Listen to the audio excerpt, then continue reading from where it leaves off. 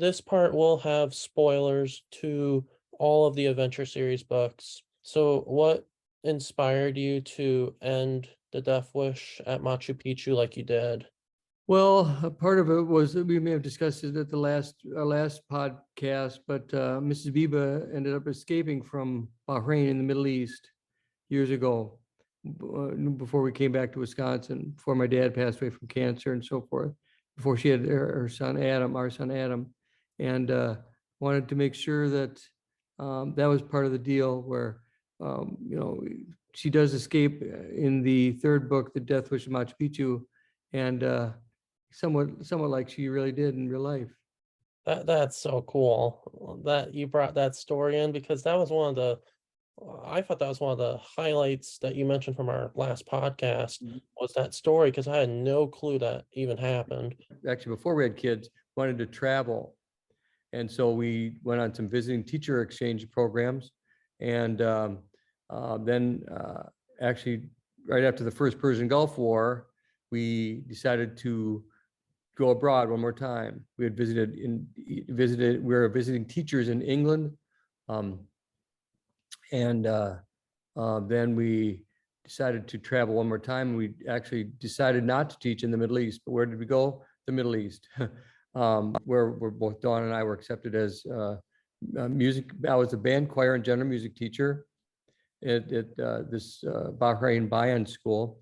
And Dawn was a school counselor. We were there for roughly a year. And then my dad had terminal cancer. So we came home. Where at in the Middle East? It's in a country called Bahrain, just east of Saudi Arabia in the Persian Gulf. You told me a story about that once. Didn't you have almost have some issues leaving there? Yeah. Actually, Mrs.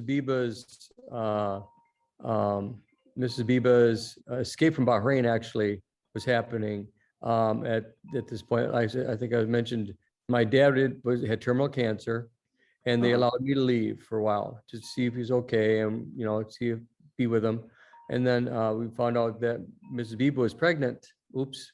So we decided to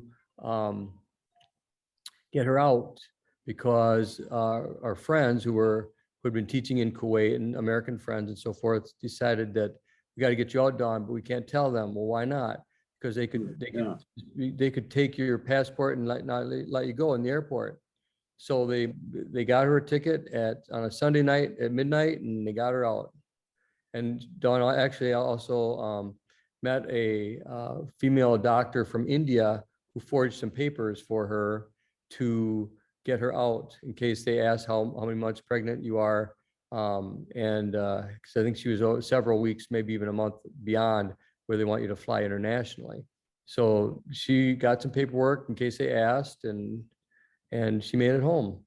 Wow. What would they have, if she would have been caught? Would they have kept her for the duration until she gave birth and let her leave, or would that? That's another good question, Tim. I don't know. That's probably, no clue.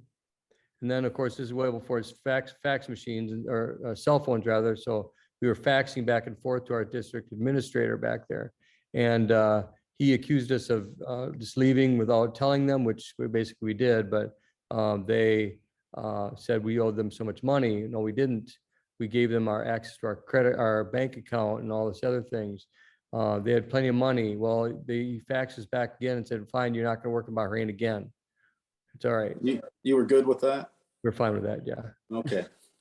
Yeah.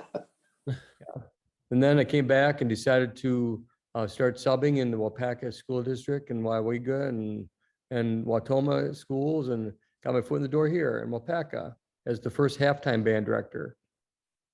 Okay. Then he started here in 1990. Almost sounds like the basis for another book, Greg. Well, actually, 1994. Yeah, actually, I could. Yeah, maybe. I don't know. I mean, 1994 started. Real life can be pretty interesting. So. Oh, it's true. It's true.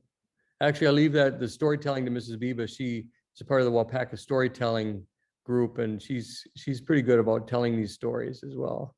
Is there anything that you would like to tell your readers after they have read The Death Wish at Machu Picchu? please enjoy it, relax, enjoy it. And if you enjoy it enough, write a nice little review on Amazon for it. But also, check out the ancestry books, 900 Miles to Plentywood. There's a lot of intrigue in there. And then the other one will be called, probably they call it The Towers, where my mom is, like, I think I mentioned, the 11th generation great grandmother was accused of being a witch in Germany in 1597. So that'll be coming out in a year or two, probably. How much detail of that do you have already? 'Cause, I Oh, we mean, have a that lot. sounds- Of the Towers one, my brother actually went on a business trip years ago to Germany, and he had talked to my mom about where he was going. And from what I understand, she had said, we have relatives that were there and so forth, and years ago. And so he checked into it a little bit, Tim, and found out that, yeah, we had relatives that were accused of being a witch. And so he's doing research, and he's staying, he got a little private tour from an individual. I don't know if it was a priest or someone like that, of the towers. And so, Why yeah, did she get accused of being a witch? Was she a healer or something? And do you have any idea? back then, even the Salem witch trials, you could be accused of any, if a neighbor didn't like you, if your husband didn't like you, you could be accused of being a witch, and there's nothing you could do about it. Innocent until proven guilty was not the case back then. Yeah, You're guilty and then innocent. sounds delightful. Yeah. It's just great. So yeah, we'll let you know how it goes, and if I do end up going on a trip over to Germany with my wife or my brother, I will let you know. Because it seems like a lot of your stuff is partial fiction. Fact and fiction mixed together. Right. Have you ever thought? I mean, you mean the type of books you're writing and so forth? Have you ever thought about changing course in a big way and maybe writing like a horror book or something of that nature?